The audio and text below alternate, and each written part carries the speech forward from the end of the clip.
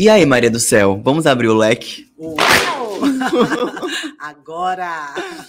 Então, Maria, eu queria hoje saber, conhecer um pouco mais sobre a tua história, porque acredito que toda pessoa que mora em Recife, ou que tem alguma conexão com Recife, com Pernambuco, conhece Maria do Céu, mas até onde, né? As pessoas realmente conhecem Maria do Céu. E aí, a primeira pergunta que vem na minha cabeça é de uma coisa bem primitiva que tem na nossa existência, que é o nascer, né? Onde é que tu nasceu, Maria?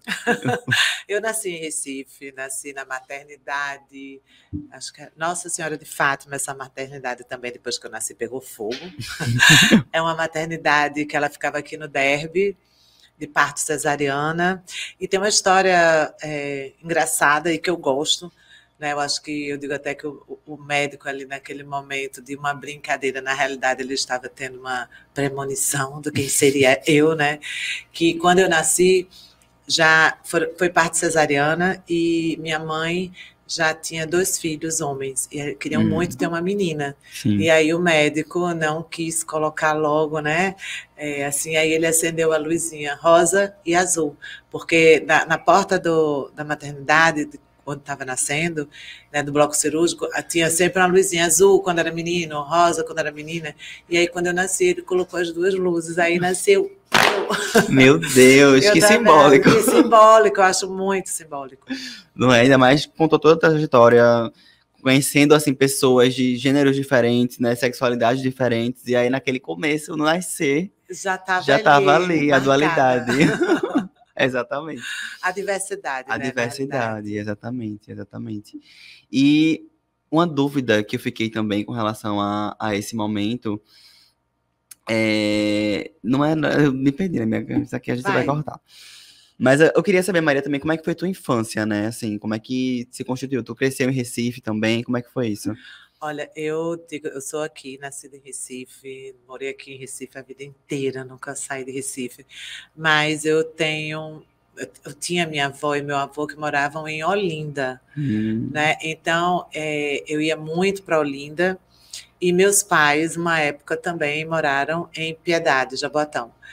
Então, eu estudava na Academia São Gertrudes, então eu tinha quintal, eu tinha vó, vô, empadinha da Padaria Globo, né? Cursinho de bordado com vovó, de corte e costura para fazer roupinha de boneca, né? Então, e aí, quando eu fui crescendo, eu lembro, assim, em Olinda, eu me identificava muito com as bijuterias que os hippies faziam. E passavam muito na porta da casa de vovó, né? Oferecendo. Então eu ficava louca, adorava aquelas bijuterias, aquela arte, né? O artesanato, não sei como é que se chama, que eles faziam. Hoje eu não vejo muito isso hoje em dia, mas existia muito isso em Olinda. E eu lembro, então eu subia em árvore, eu fugia de casa. tu era uma criança teimosa. Ai, absoluta! Me achava a moça, a sabida. Eu tenho, inclusive, a minha Oninha, né, que foi a moça que ajudou muito a me criar com mamãe. Mamãe foi uma mulher que sempre trabalhou, estudou, então mamãe contou muito com ela na educação e no cuidado com a gente. E Oninha disse, um dia desse eu encontrei com ela, ela disse, meu Deus do céu, era muito fujona, porque eu fugia mesmo, sabe? Ficava ali, eu queria ir para casa das minhas amigas, então eu pulava o muro, eu me Queria virava, viver, conhecer o mundo. queria conhecer o mundo e era uma forma que eu encontrava, era fugir de casa. E tu gosta de estar na rua, né, Maria? Tu gosta de ver a rua, de ver pessoas, de conhecer pessoas. Ah, gosto, não tenho medo da rua, acho a rua um lugar bacana, né, para a gente andar, a gente enfrentar mesmo esse medo, porque coloca muito medo mesmo também na gente, de segurança pública, a gente sabe que é uma realidade aqui no país. Mas eu ando muito na rua, adoro andar. Né? E a Sim, Boa Vista, o centro da cidade, ele permite muito que você caminhe, que ande. você anda, né?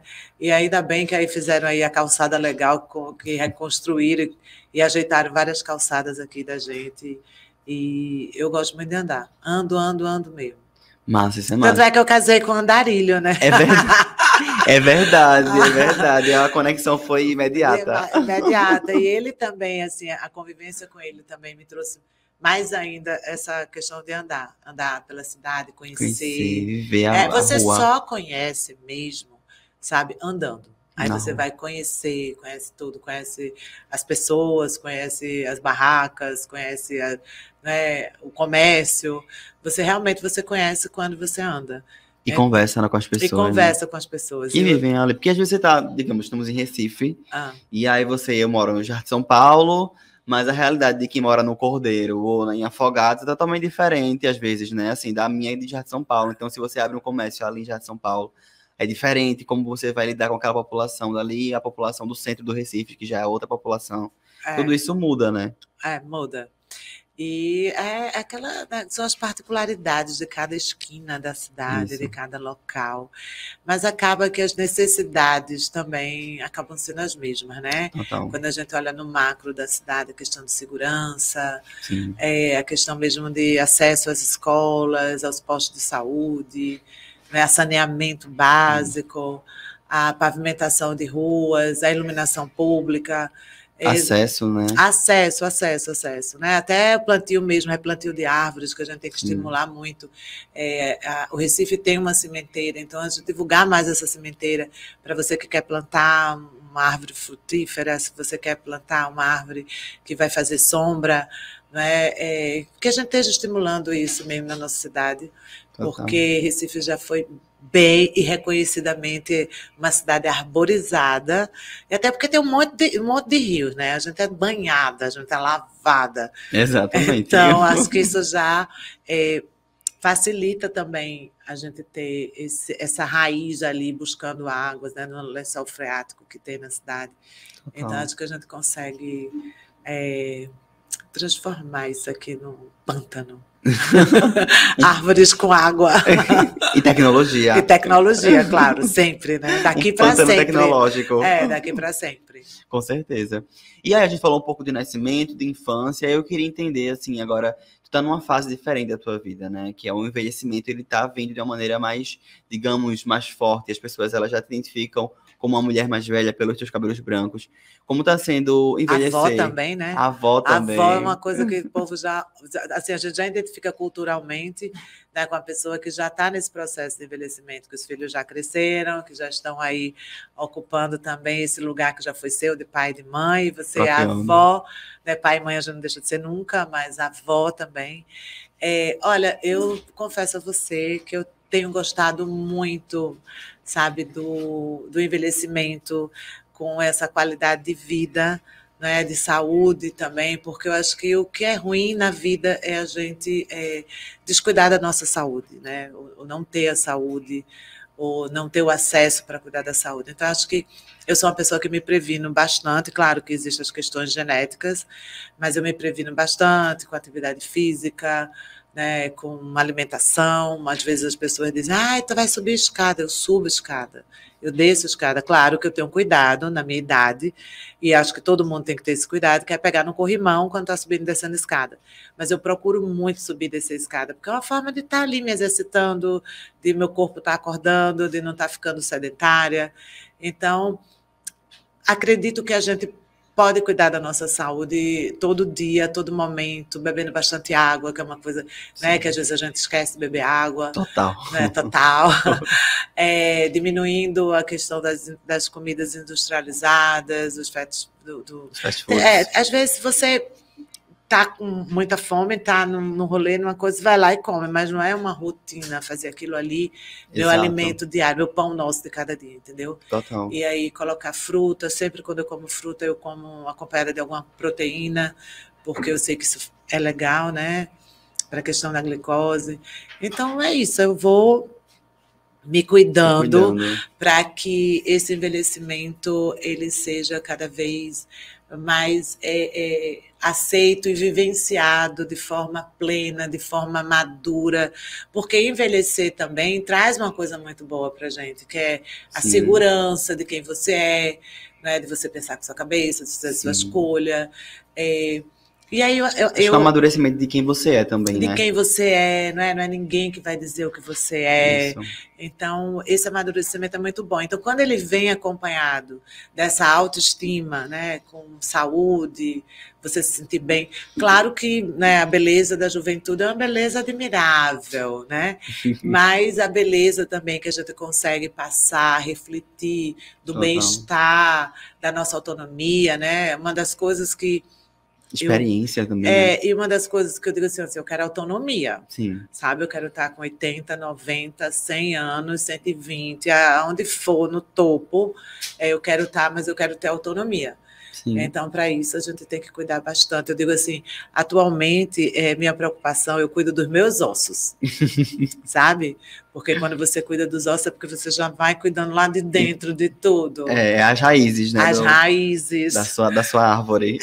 entendeu? Dos ossos, da musculatura, da pele, vem pele, tem gente que está ali só cuidando, se preocupando com a pele, É, né? E não é isso, sabe? A gente tem que cuidar dos ossos, dos de nossos dentro órgãos, para de fora. dentro, do nosso fígado, do nosso estômago, nosso esôfago, né? É Da verdade. nossa saúde mental também, É porque essencial. existe todo um sistema para dizer, você está ficando velho, então colocar você como era antigamente, uma cadeira de balanço, ou tirar do mercado de trabalho.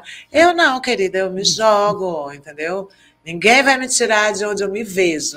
Inclusive, isso é uma coisa que eu queria falar contigo, Maria, porque acho que essa idade, né, essa fase da vida, muitas vezes as pessoas que estão passando por esse processo e as pessoas que olham para as pessoas que estão passando por esse processo, muito no lugar de aquela pessoa tá parando, sabe? Aquela pessoa tá ali, né, no momento de vou encerrar, é como se fosse no final da vida mesmo.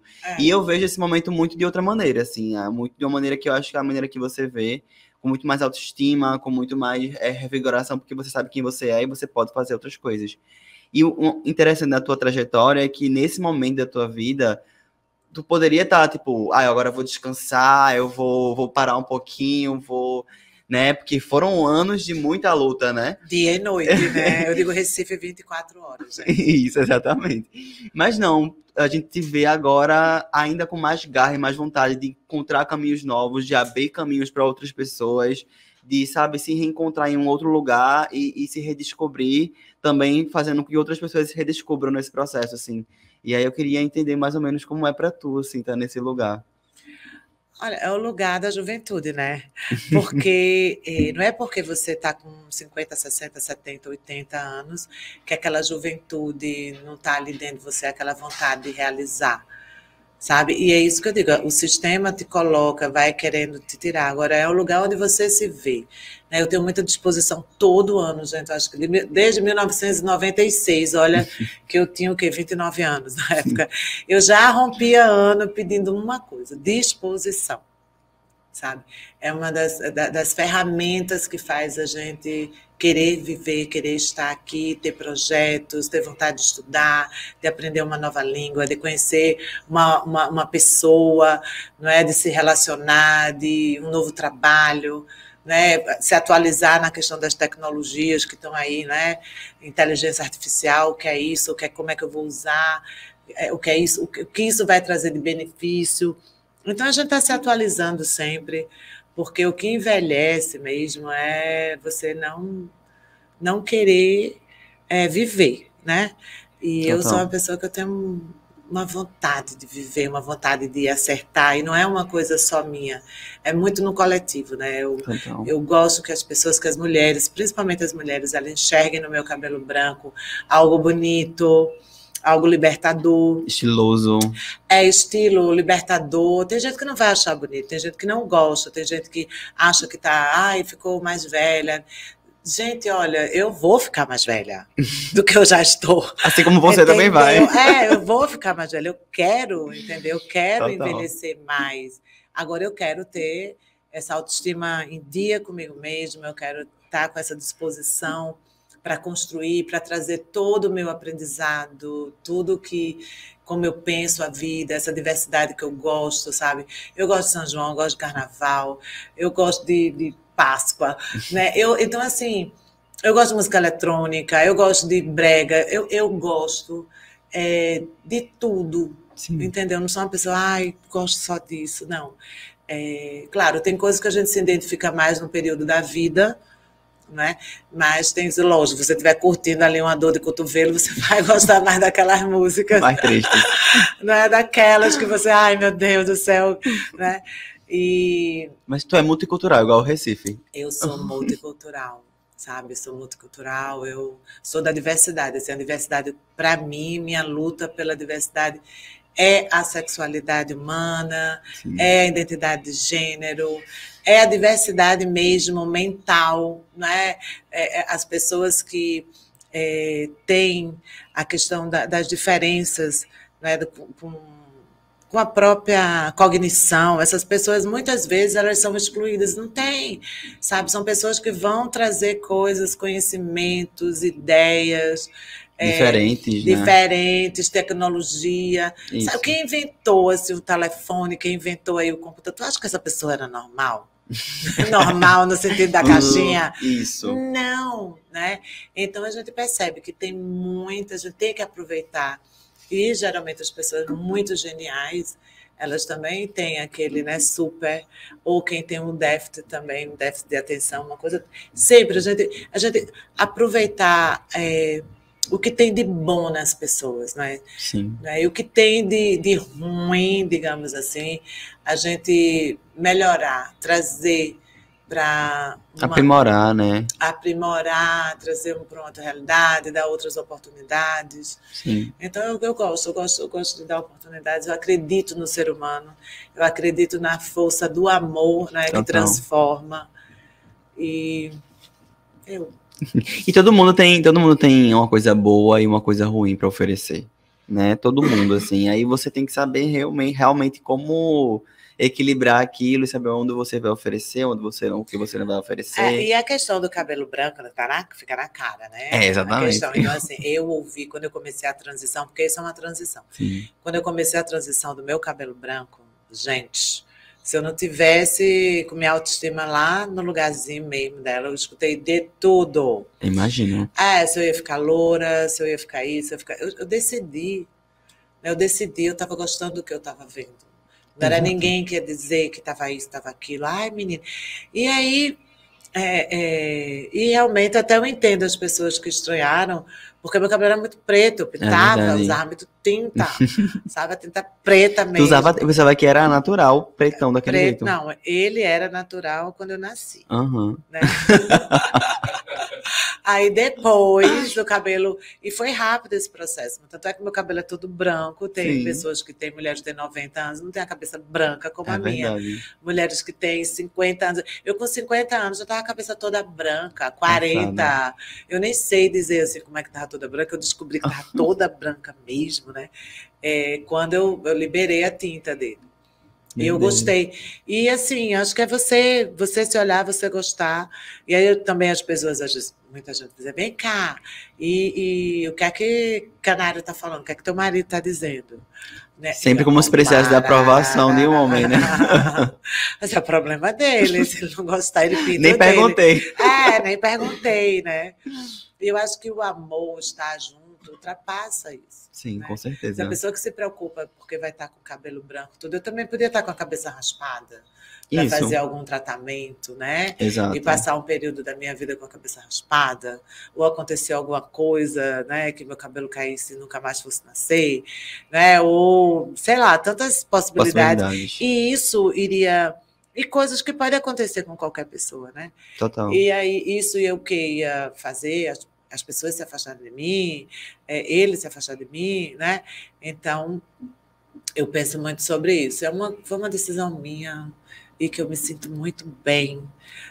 Me sinto uma pessoa renovada nisso, sabe? Eu acho que quando você se liberta, você liberta outras coisas também, né? Com certeza. Você se posiciona melhor. Com certeza. E combina muito contigo, Maria, o cabelo branco. Combina, assim, por que combina? Você sabe por que combina meu cabelo branco comigo? Diga. Porque eu gosto. É verdade, entendeu? Eu acho que esse é o segredo. Se eu não gostasse, se eu ficasse me escondendo, não sei o quê, então as pessoas iam achar aquela coisinha acanhada. A partir do momento que você se coloca, que você gostou... Pronto. Resolveu. Pronto. É verdade. Então, Maria, agora tu tá começando a mais uma trajetória política na política, mas eu sei que essa trajetória ela não começa agora. Ela já tem outros momentos, né? Que tu tá recomeçando, na verdade. E aí eu queria saber quando foi a primeira vez que tu se envolveu com política, assim. Política eleitoral. Isso, com política eleitoral, primeira vez. Pronto, eu me envolvi em 2000. Eu me filiei ao Partido Verde, que era um partido que eu acreditava a questão do meio ambiente, né, da questão também de acolhimento da diversidade, dessa coisa, né, da natureza, das pessoas, do planeta. Era um partido que era um partido planetário. Sim. Era um momento que a gente discutia muito as questões do meio ambiente, né, de 85, anos 80, anos 90, foi quando começou mesmo esse assunto dessa necessidade mesmo da camada de ozônio, do meio ambiente. E aí eu me filiei a esse partido, e naquele momento também havia uma necessidade de mulheres na política. Eu sempre achei, sabe aquela coisa que você não se identifica, que você Sim. olha e você procura, e dizer, pô, os assuntos da gente, a gente está sendo discutido, né? Nossas famílias estão sendo discutidas, nossas vidas, tudo, até né, a questão da educação, está tudo sendo discutido de uma forma muito pragmática, né? De quem não está na ponta. E as mulheres, acho que as mulheres ela tem muito a contribuir em todos os setores. Sim. Né? E esse lugar da política também eu sentia falta. Eu me candidatei.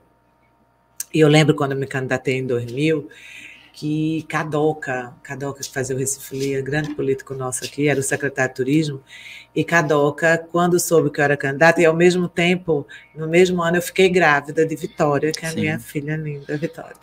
E aí eu fiquei grávida de Vitória, e Cadoca chegou para mim e fez, Maria, não combina gravidez com uma campanha eleitoral. E tu acredita que eu fiquei com raiva dele? Acredito. Eu toda empolgada, o lugar da mulher e tal, né? E aí, quando ele falou aquilo, e aí eu fiquei assim, fiquei chateada, porque eu admirava o trabalho dele para o turismo aqui e tudo, né? Inclusive, o meu era um slogan, um trocadilho com o que era a campanha do Recife, que era Recife Alto Astral. Aí era o Alto Astral na Câmara Municipal. Tudo. Realmente. Era o Alto Astral na Câmara Municipal. E aí isso foi bem antes de começar a campanha, quando ele me falou isso, e eu também estava com pouco tempo, né? Eu soube que estava grávida, disse, não vou voltar atrás, eu vou. Só que eu tive um problema durante a gravidez, a gestação, logo no começo, eu tive um descolamento de placenta. E aquilo ali, aí a própria obstetra médica chegou, né, a doutora Kátia Machado, chegou e falou assim, olha, você vai ter que fazer repouso, você não vai conseguir fazer uma campanha. E aquilo ali, outra vez, eu fiquei chateada. Com a medicina. Agora com a medicina, porque eu queria que ela dissesse, olha, você vai ficar 20 dias, vai tomar isso, tomar aquilo. E vai voltar. Mas é uma placenta prévia, eu tinha uma placenta prévia, e você vai ter que ficar de repouso absoluto. Gente, é tão incrível o organismo que eu saí de lá. Eu não ia desistir. Primeiro que eu me lembrava o que Cadoca tinha falado. Sim, eu queria dar meu braço a torcer para ele, né? Para ele, né? E para todas as pessoas, os homens. O que é que essa garota está fazendo aqui? Que essa menina está fazendo aqui? E aí eu peguei, menina, mas a natureza é tão incrível que me colocou para eu ter um sono. Olha, um sono que eu só fazia dormir. Incontrolável. Incontrolável. E eu não desisti da campanha, né? Eu não conseguia fazer campanha. Eu fiz uma campanha realmente dormindo. A campanha dormindo, a campanha do sono mesmo. Mas não retirei, sabe? Eu lembro um dia que marcaram para eu gravar para o Guia Eleitoral. Eu tinha marcado com Gretchen, que Gretchen estava em Recife, estava apoiando a minha campanha. Eu, inclusive, acho que eu incentivei ela a vir candidata por Itamaracá, que ela foi, né? E aí Gretchen fez ela foi gravar, e o pessoal ligando para mim, para que eu estivesse lá na gravação. E eu não conseguia, eu olhava para a roupa, olhava para a cama. Não conseguia, né? Não conseguia levantar. Meu e eu Deus. Resolvi dormir, deixei a equipe esperando. Mas assim, mas foi minha primeira candidatura, né? Meu primeiro momento assim como candidata. No dia da eleição, minha mãe, que torcia muito, né? Ela me via muito. Ela disse: olha, ela dizia sempre: você é uma pessoa que vai representar muito bem, você é necessária na política. E olha que ela era uma mulher muito política, assim. Ela se formou na Faculdade de Direito aqui, né, do Recife, na Federal, nos anos 60, onde poucas mulheres estavam ali, muito incentivada pelo meu avô. Era uma mulher independente, era advogada da prefeitura. Num ano muito político também, né? Um ano muito político, né? Então, assim, eu tenho várias fotos dela, assim, em passeatas, né? Do direito. E aí, e ela sempre me incentivava muito a me candidatar. E mamãe, no dia da eleição, ela estava lá, foi minha boca de urna, foi ela. Mãe, né, mãe? E eu, assim, eu já estava com a barriga bem grande, porque a eleição foi em outubro, Vitória nasceu em novembro. Meu Deus, do ladinho. Do ladinho, e eu tendo que ficar pianinha em casa. Né? Eu só fui votar mesmo, minha mamãe ficou fazendo essa boca de urna para mim, foi assim, foi minha primeira, eu digo, meu primeiro ensaio, né? E aí nasceu Vitória, e aí muita gente... Eu digo, foi uma grande vitória ela ter nascido. O pai dela é do Espírito Santo, onde a capital é Vitória. Sim. E aí eu saí linkando tudo, e o nome está aí, Vitória, linda. Se formando agora em medicina, né? Por puro esforço dela, claro, o apoio da gente, mas Sim. Ela que sempre se esforçou para estudar, para ler, para mergulhar mesmo, para trazer esse grupo de amigos para estudar junto. E aí está se formando agora já, né? A Vitória. A Vitória. Da outra Vitória. Outra Vitória, da vida exatamente. Dela. É uma vitoriosa mesmo. Né? Exatamente. E Maria, acho interessante o nome do slogan nessa época, que era o Alto Astral na Câmara Municipal. É possível fazer política com alto astral? Sim, é possível e deve-se fazer política com alto astral. Deve-se fazer política com transparência, escutando, né? Gente, Recife está aí, 94 bairros, né? Não dá para a gente saber a realidade de todos eles. Então, assim, a gente tem que fazer uma escuta, né? A questão das audiências públicas dentro da Câmara tem que ser feita, tem que ser divulgada para que as pessoas estejam participando, que participem e levem essa força para esse processo democrático que a gente tem aqui, não é? E que a gente faça valer, valorizar muito esse processo democrático nesses espaços.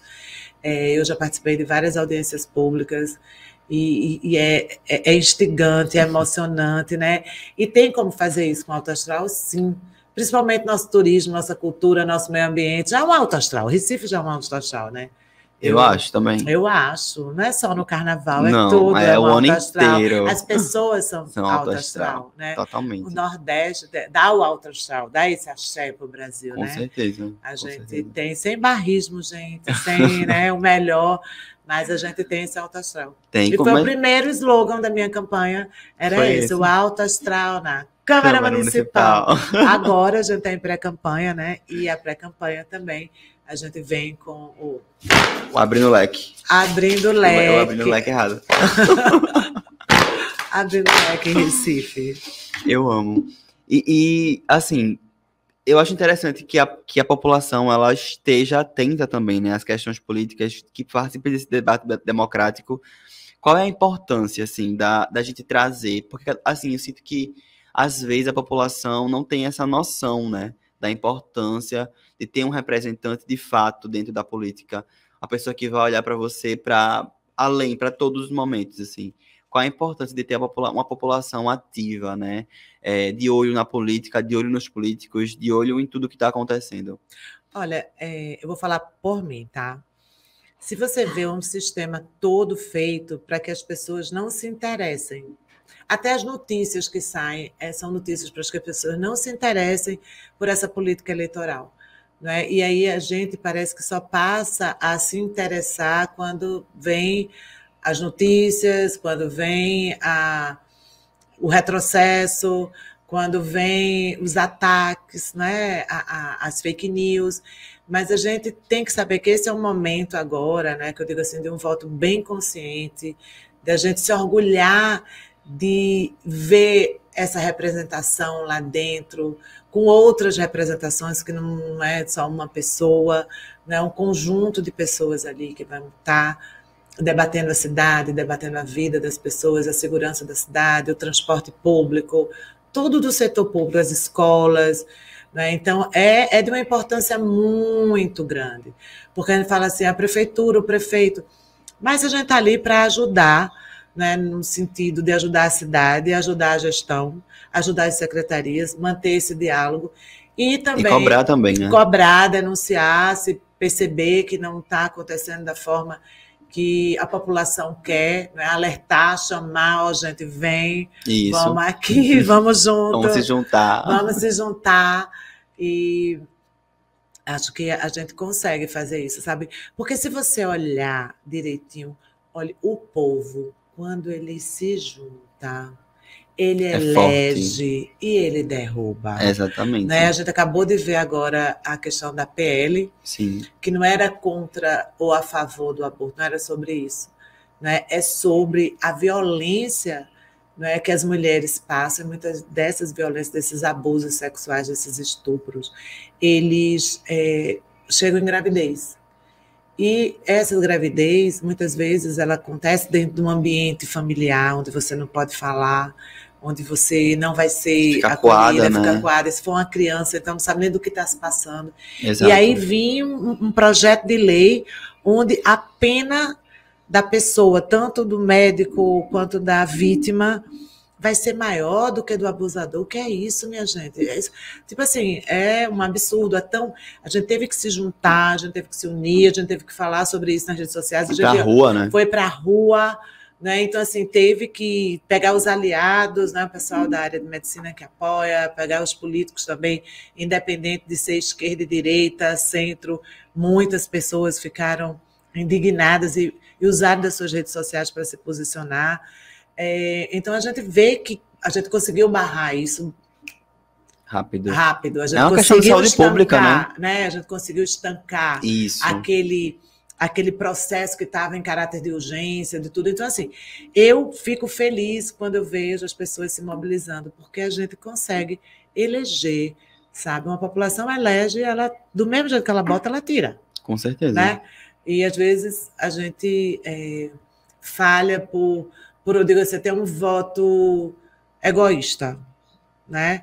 Então, a gente não pode ser egoísta na hora do voto, na hora do coisa. A gente tem que ver alguém que vai estar representando e que a gente vai se orgulhar de ver. Eu até digo assim, que a gente vai até dormir tranquilo, sabendo que aquela pessoa vai estar ali atenta, né, para que nada dessas coisas elas passem na calada da noite. Isso. Ou numa sessão extra, né, e que esteja muito atenta a tudo o que acontece, para que a gente realmente, sabe, tenha uma cidade com os direitos humanos podendo estar numa ONU, que tenha uma cidade que tenha um plano de meio ambiente, que a gente possa estar lá apresentando em 2030, que vai ter a grande convenção mundial, que a gente possa estar lá apresentando essa cidade, esse estado, esse Brasil, né? Porque o Brasil é feito de quê?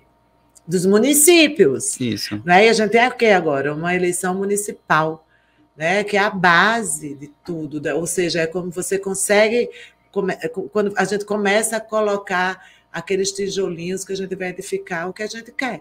Totalmente. E a gente está no momento que a gente quer democracia. Foi uma luta. Eu pintei a cara. Né, lá em 85, os caras pintados. Sim, tu tava lá, passada. Tava lá, os caras pintados, pelas diretas já. Entendeu? Isso foi uma conquista do povo, foi porque a gente foi pra rua. Total. Né? Então, esse movimento tem que ter, e eu peço mesmo, gente, para a rua votar, sabe? Não é porque é feriado ou porque eu vou para a praia, não. O voto, cada voto é muito importante, principalmente o voto que é o voto pela democracia, que é o voto antifascista, que é o voto contra fake news, que é um voto em favor da economia criativa, que é um voto que é a favor mesmo da empregabilidade, do empreendedorismo. Né? Então, a gente tem que estar muito atenta com as pessoas que estão alinhadas com esse voto. Né? E a campanha começa daqui a pouco e a eleição também, mas daqui a pouco ainda. Maria, a gente tem falado sobre essas questões das pessoas estarem atentas, né, sobre a democracia, e uma coisa que eu entendo, mas algumas pessoas acho que não conseguem entender, e eu queria que tu me desse essa resposta, é por que a política ela é coletiva? Porque ela é para todos. A política ela não vai ser uma política para um grupo, e coletiva não é de grupo, aquele grupo beneficiar aquele grupo. Não, gente, ela é coletiva. Né? Então, quando a gente falar de segurança pública, a gente tem que falar da segurança da mulher, da segurança dos LGBT, da segurança de quem pega onde, quem anda de bike. Né? A gente não pode excluir nenhum dessas pessoas, nem nenhum desses usuários de transporte, entendeu? Então, assim, o coletivo é para todos. Eu não estou aqui falando da segurança só da mulher, ou da segurança só LGBT, né? Mas da segurança no todo. Então, assim, e a gente sabe que cada grupo desse tem uma particularidade e que todos estão inseridos nesse coletivo maior.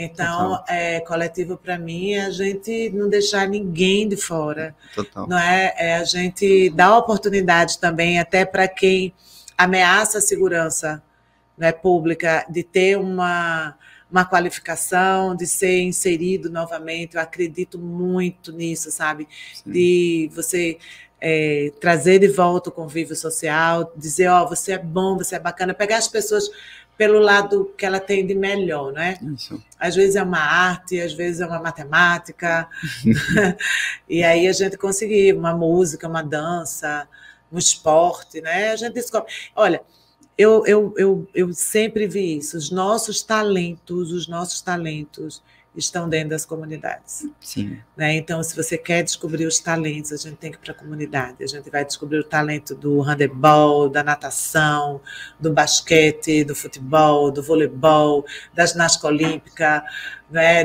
Da matemática, do físico, do gêniozinho lá dos computadores, né, da tecnologia. Você vai descobrir isso dentro das comunidades. É uma questão mesmo da escola estar preparada para identificar essa genialidade, né? Isso. E não esperar só, é o que eu digo assim, os nossos cientistas, nossos gênios estão tudo fora do Brasil, Total. Produzindo para fora. Total. E a gente tem que ter E logo na base, né? Porque às vezes a criança já demonstra Já demonstra, não, ela demonstra. Né? Exatamente. Ela demonstra. E quantas crianças elas são desperdiçadas, não é? Porque não teve oportunidade, não teve o olhar. Teve um acesso. Não teve um acesso. Totalmente. A escola tem que estar bem atenta a isso. Né? certeza. Desde a área do esporte, a área da cultura, dos talentos culturais da gente, Total. Das habilidades. As pessoas nascem com habilidade para música, para escrever, para desenhar, para bordar, para ensinar, educar às vezes, né? Para ensinar, educar, né? A minha filha Vitória, ela pequenininha, acho que ela tinha 3 anos, 4 anos, tinha um senhor que morava lá no prédio, chamava ela de professorinha. Passado. Mas ela era uma professorinha. Uhum. Ela gosta. E quando eu falo que ela estudava no coletivo, que ela vinha, ela estudava, ela ensinava ao mesmo tempo, ela estava aprendendo, até hoje. E eu digo, Vitória, você está terminando, mas assim, acho que você deve ensinar, porque ela gosta de ver a pessoa aprendendo, ela gosta de ver um potencial sendo. Você bem pode, uhum. né? Você pode, você é capaz. Os professores têm que dizer isso. Com certeza. Né? Não se chamar de burro, de limitado, diminuir do que você, está fazendo, né? Cala a boca. Tem coisa pior do que mandar uma criança, um jovem, cala a boca, para de falar besteira. Escuta aquela besteira. Exatamente. Transforma aquela besteira em algo bom. Em algo bom. Às vezes a pessoa só quer uma atenção, só quer que alguém olhe para ela. Exatamente. Com um olhar mais cuidadoso, né? E uma coisa interessante também, Maria, isso que tu tá falando, é que eu sinto que, às vezes, assim, as pessoas, a gente realmente perde talentos, sabe? E, às vezes, uma falta desse olhar, tanto desse olhar, quanto, às vezes, também aquela pessoa não acreditar que ela é capaz de transformar aquela realidade, porque nunca foi visto, né, um outro lugar. Mas o sistema, ele é feito para isso, né? Tipo assim, as questões do preconceito racial. Isso, exatamente. Isso aí ele é carregado disso. Você não pode, você não vai ter isso, você não consegue. Não é para você. Não é para você, você não consegue nem se enxergar ali, né? Como também isso aconteceu muito com as mulheres. Com certeza. Foi uma luta muito grande das mulheres para estarem dentro de uma faculdade, para dirigirem um carro, para usarem calça comprida, isso agora. Recente, né? Muito recente. Anos 60. sabe? Então, é você se ver e você acreditar e seguir, entendeu? Porque todo mundo é capaz. Total. Todo mundo é capaz. Se eu quiser, uma coisa que eu. Vai lá, que eu me acho incapaz, pilotar um avião. Mas se você for aprender... Decidir, e eu for aprender, eu ficar lá do lado. Não sei se o avião vai voar tudo, mas que ele vai subir, vai. Eu não sei se ele vai, como é que eu vou descer ele. Mas subir, ele sobe. Ele subir, ele sobe, entendeu? Então, acho que é isso, é você se ver.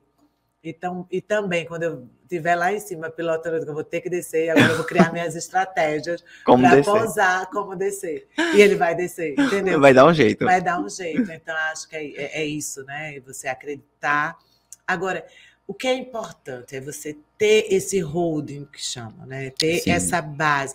Ou um professor, ou a família, ou alguém que chega... Eu tive mesmo, dentro da minha escola, na minha época... Eu estudei numa escola muito moderna, a escola ela tinha acessibilidade para professores, ou seja, professores de cadeirantes e tudo, que era o Exuda, que hoje é só faculdade, não é só não, é uma faculdade. E eu estudava no Exuda e lá tinha psicólogo. E eu era uma pré-adolescente, adolescente, muito danada. Para frente. Não sei se para frente, né? Para frente que às vezes eu me botava para trás, sei lá. Mas eu era muito danada. E às vezes, muitas vezes, me mandavam para a sala do psicólogo. Sim. E, gente, quando eu chegava na sala do psicólogo, ele olhava para mim, professor Sardinha, o nome dele. E aí ele olhava para mim, ele fazia assim: você é maravilhosa, me conte agora. O que aconteceu? O que é que você fez? Tá aqui. E aquilo que ele dizia que eu era maravilhosa, ou seja, era alguém que confiava em mim. Total. E eu me achava maravilhosa também, entendeu? Às vezes era porque eu estava jogando pedrinha, tocava a hora do recreio, a gente estava jogando pedrinha no banheiro. Passada. E aí chegava a coordenadora, né, e via a gente jogando pedrinha, era pedrinha para tudo que é lado. Cada uma se socava dentro do banheiro. E aí, é Maria do Céu, né? Meu nome, esse nome, imagina. Não tem Todo como, mundo não. sabia quem era, meu Deus do céu. E aí eu ia para o psicólogo, e esse psicólogo sempre foi um apoio muito grande que eu tive na minha adolescência, para adolescência, era ele que dizia que eu era maravilhosa. Eu já me achava, mas eu me achava sozinha. Outra pessoa também trazendo era isso. Psicólogo, não era qualquer pessoa. Não era aquele, o que é que você fez de novo? Qual é o problema? Seu pai se separou da sua mãe tá não sei o quê. Não era esse lá. Tentando fazer uma análise, né? Não, era aquele sempre me puxando naquele lugar bom. E o que é que você gosta de estudar? Né? Então, vamos fazer isso aqui, vamos fazer essa leitura. Então, uma orientação, de fato, uma né? orientação. E tinha uma matéria que eu detestava, que era desenho geométrico. Então, assim, a aula de desenho geométrico, para mim, parecia uma tortura. Ela não passava os 50 minutos. E quando eram duas juntas, horrível. Sabe? Pois é, mas ele me fez gostar, né? Não me apaixonar, mas gostar de procurar entender o que era o desenho geométrico. Sim. Né? E aí ele chamou o professor, né? E disse: olha, não adianta você pegar ela aqui, porque ela já passou essas aulas todinhas, sem nem prestar atenção no que você estava falando. Ela vai para casa, ela volta com o caderno sem a tarefa, e era só aquelas notas bem baixas, né? E aí ele chamou o professor e pediu para ir lá para o comecinho, para o triângulo, para ensinar. Pronto. Aí me colocou naquele lugar que a turma estava. Sim. E eu passei a gostar, não me apaixonar, né? Mas eu passei a entender o que era desenho geométrico. Então, assim, eu acho que é esse entendimento, né, que os professores, os pais, às vezes não tem tempo, não tem paciência, já passou, já deu. E isso aí foi, né? Ou seja, fazer resgates, né? Não largar lá para trás. Total. Então, isso eu tive na escola. Eu acho que a escola ela também é um lugar de resgatar pessoas. Com certeza. E tu estava falando um pouquinho sobre segurança, e aí me veio na memória um fato, que quando a gente fala sobre segurança LGBT, por exemplo, ou segurança da mulher, a gente fala muito isso porque essas pessoas, né, até com relação a dados mesmo, estão mais vulneráveis socialmente a uma violência, por exemplo.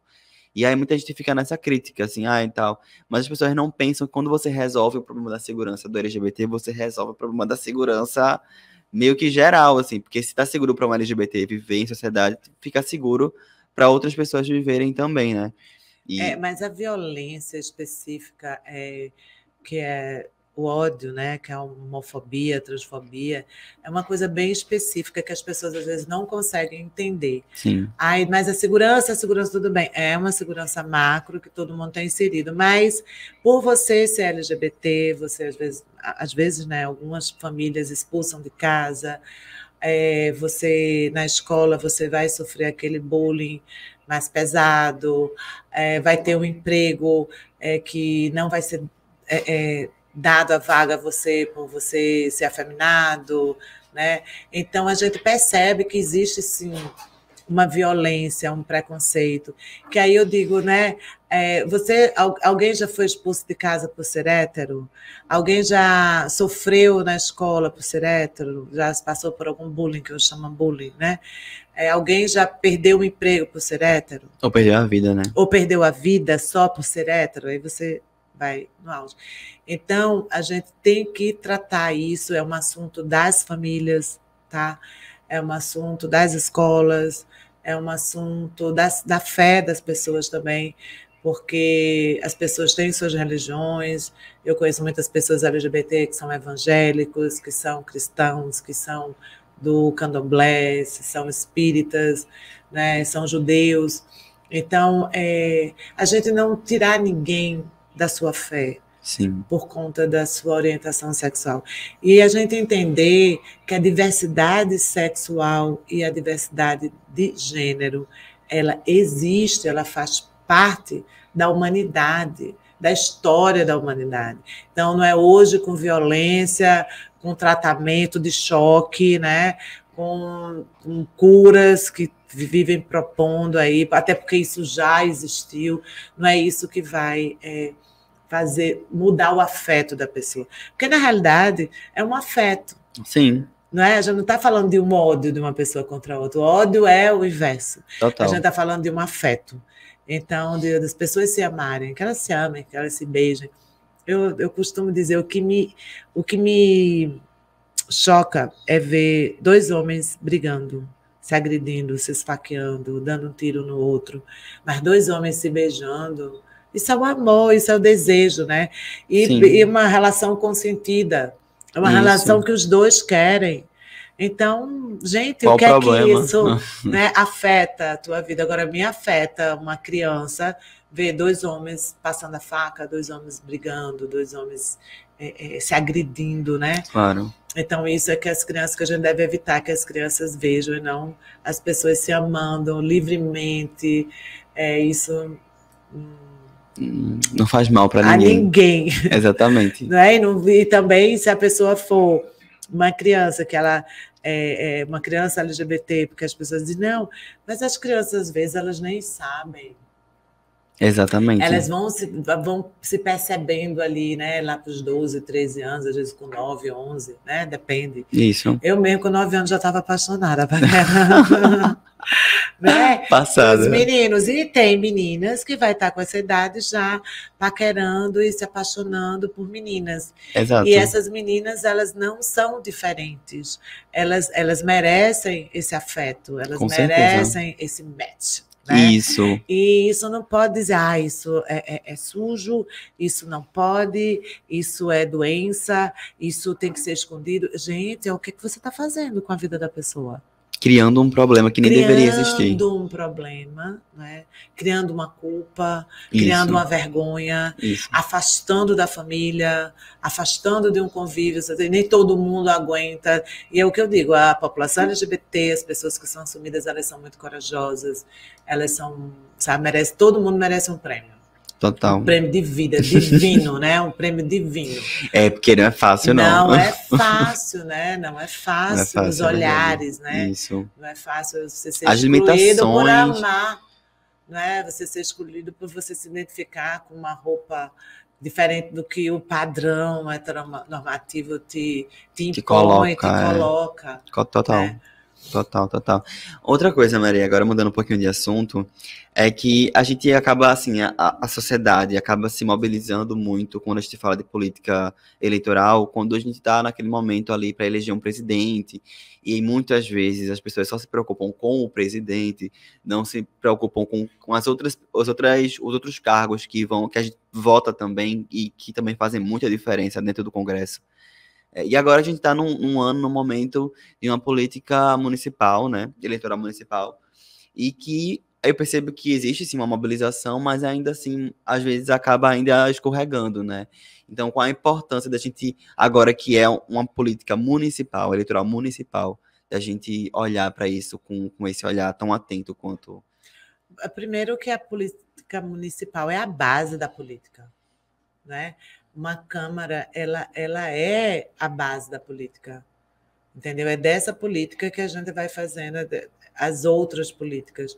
E é importante, na hora de você escolher o prefeito, mas escolher o vereador, a vereadora, que vai estar ali contribuindo, independente de ser oposição ou situação, contribuindo, porque uma pessoa, mesmo que seja de oposição, se essa pessoa não estiver ali votando projetos bacanas para a cidade porque é oposição, ou querendo destruir uma coisa boa, porque sabe, isso não é a política. Total. Não é? A política, você tem um partido, porque no Brasil você tem que ter um partido para se candidatar, mas você tem ali a política macro para a cidade, do interesse da população, que a gente tem que estar trabalhando. E as pessoas entenderem que o nosso regime presidencialista, né, é um regime que depende muito de um Congresso, né, que o Congresso para o presidente é como a Câmara Municipal para um prefeito.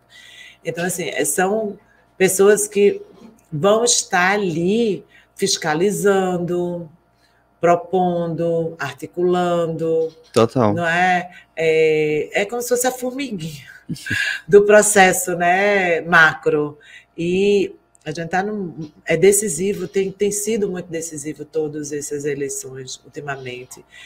Todas elas, só que teve um momento que a gente estava um pouquinho mais aí descansado e tal, não imaginava que um retrocesso pudesse vir a acontecer.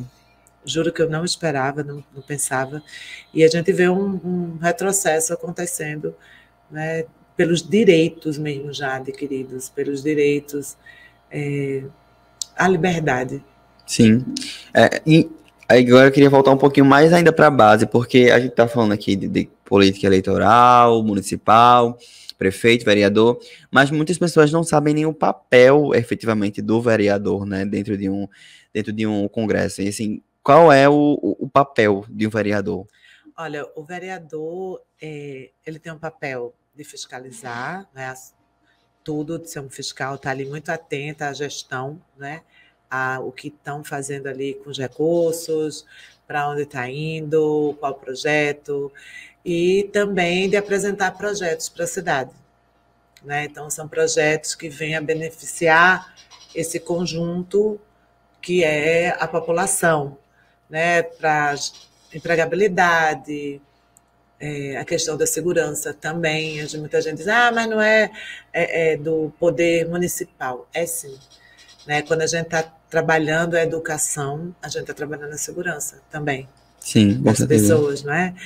E o vereador, ele também tem eu me vejo, né, muito nesse lugar de articulação, né, de sugestão, de estar ali articulando com as secretarias, com as diversas secretarias de saneamento, de saúde, de turismo, de cultura, né, estar ali atenta ao calendário de eventos da cidade, né, como é que está isso acontecendo, quais cuidados a gente está tendo com nossos artistas. Esse cuidado é um cuidado que a gente tem que ver desde o pagamento do cachê, como a gente está tratando esse artista com questão de camarim, de transporte, como é que está chegando. Né? A gente vê vários relatos. Está recebendo dinheiro direitinho. Exatamente, né? Que é o pagamento, né? Essa documentação. Tem uma orientação também, porque a gente tem muito aqui o que é a cultura popular. Sim. E essa cultura popular, muitas vezes, ela não tem essa essa informação dessa burocracia. Ela quer se apresentar, o artista quer se apresentar. Total. Né? E quer trabalhar, tem que ter né? essa formação também, porque é uma burocracia, tem que ter, porque são recursos públicos, então você Sim. tem que comprovar que fez, né, um evento. Então, a questão dos editais, eu acho um dos acessos mais democráticos para a cultura, os editais. Então, Sim. editais de premiação.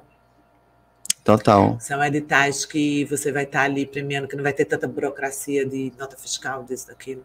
Aconteceu, está aqui o figurino, está aqui a apresentação, está aqui a festa, está tudo entregue. Então, é o papel do vereador, esse papel de formiguinha, de também estar dentro ali com seus pares, apoiando projetos que sejam apresentados, que sejam bons, também neutralizando algumas falas que não correspondem com a realidade hoje da nossa sociedade, né? O IBGE está aí falando, mostrando a quantidade de famílias de LGBT, a quantidade de famílias de mulheres, de mães solos, que são as mulheres que lideram a maioria das casas hoje em dia, Total. economicamente no Brasil. Então, assim, essas mulheres, peraí, né? Como é que está isso aqui em Recife? Esse cuidado, né? Esse cuidado. Então, o vereador é como se ele fosse um fiscal e, ao mesmo tempo, também uma pessoa que estivesse melhorando a sociedade. Tem essa função de ser também essa ponte da comunidade com o executivo. O executivo é a prefeitura, né? São as secretarias, o prefeito. Então, fazer essa ponte, essas necessidades chegarem, melhorar até o próprio quadro, né? Tipo, desburocratizar. Eu digo, gente, a gente tem que... As pessoas que precisam tirar um alvará, tá ali com todas as informações, né? Total. Buscando linha de crédito também, para que essas coisas aconteçam para quem é empreendedor, e ter aquela orientação para que esse empreendedor realmente ele prospere, não caia nessa malha de empresas que só duram 6 meses, 2 anos, 5 anos. Não, tem que durar, tem que ser, né, uma empresa, uma coisa profissional mesmo, profissionalizar Total. Os investidores, eu digo investidores, parece coisa de gente que já tem dinheiro, mas a gente não tem nada e a gente só quer investir a mão de obra, o trabalho, só quer começar, a ideia, Isso. E começar. Eu sou exemplo disso. Total. E onde é que entra o prefeito nessa história toda? Qual é o papel do prefeito dentro dessa política? Olha, o prefeito, ele é a pessoa, né, que está ali, digamos assim, o piloto, né? Sim. Mas o piloto, ele está ali, mas ele precisa ali da aeromoça, ele precisa ali do técnico que vai estar abastecendo o avião, vai precisar...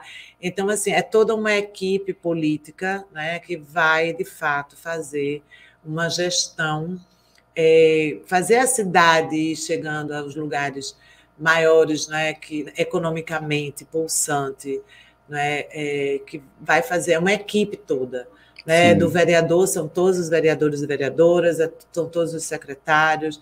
Então, o prefeito é o gestor, né, é o gestor da cidade.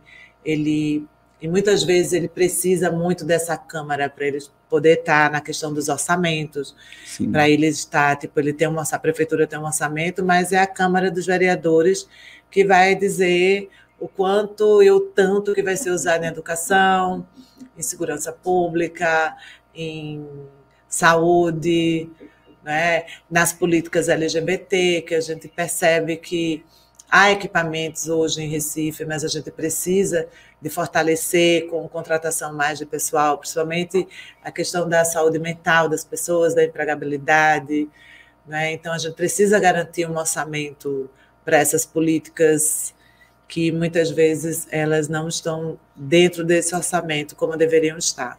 Total. Então, é um trabalho que realmente precisa ser feito coletivo. É coletivo. E que todo mundo esteja com um prol, que é a melhoria da população e da cidade, do Recife ou de outras cidades, né? Ai, gente, Recife, eu sou apaixonada, eu acho a cidade linda, eu quero ver esse centro muito iluminado, muito limpo, e a gente consegue fazer isso. Com certeza. Né, eu tenho umas coisas assim que entram na minha cabeça E eu quero estar muito participando desse momento do Recife, sabe? Acho que o Sim. Recife está com essa garra, eu acho que o prefeito João Campos, ele tem essa garra, ele demonstra isso, ele tem dedicado muito a vida dele, o tempo dele, Total. a construir esse futuro, né? Sim. E eu também quero estar ali colaborando para construir esse futuro com toda a experiência que eu tenho, com tudo que eu já vivi de bom em Recife, com tudo também que eu já vi que a gente consegue estar melhorando, acrescentando. Desenvolvendo, né? Desenvolvendo. E é tudo tão rápido, sabe? Sim. A questão, quando ela passa pela política, é que ela cresce, né? A gente tem outros estados mesmo do Nordeste que há 20 anos atrás, 10 anos atrás, não estava na posição que está hoje, que é o exemplo do Ceará. Sim. Né? E a gente vê que foi uma questão política. Total. Tanto para a cultura, quanto para a indústria, para a economia, para o turismo, né? Então, Pernambuco é riquíssimo culturalmente, juntar a cultura, os artistas com o turismo, entendeu? Tudo tem que trabalhar junto. Tudo junto. Conectado. Não existe uma coisa separada da outra, né? Total. Não existe. Total. É tudo junto.